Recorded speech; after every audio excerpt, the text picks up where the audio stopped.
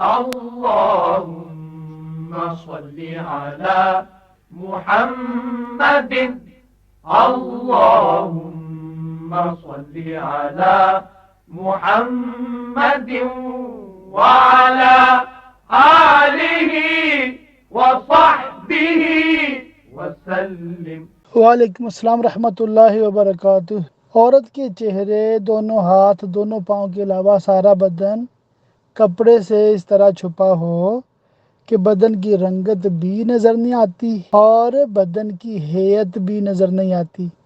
مطلب کہ جو کپڑا ہے وہ ٹائٹ نہیں ہے، تنگ نہیں ہے، بہت چست نہیں ہے اور جسم کے بھار نظر نہیں آتے، بس ڈھیلا ڈالا کپڑا ہے، اس سے جسم چھپ گیا ہے۔ اب اس کو شلوار قمیض کا نام دے دیں، اس کو برقعے کا نام دے دیں، ٹھیک ہے، جس طرح بھی اس نے اپنے جسم کو اچھے طریقے سے چھپا لیا، اور سر کے بال بالخصوص اچھے طریقے سے چھپ گئے، کان چھپ گئے، ٹھیک ہے، اور کوئی میک اپ نہیں کیا ہوا، بالکل سادہ چہرہ صرف نظر آ رہا ہے، اس کے جواز کا علماء نے قول کیا ہے۔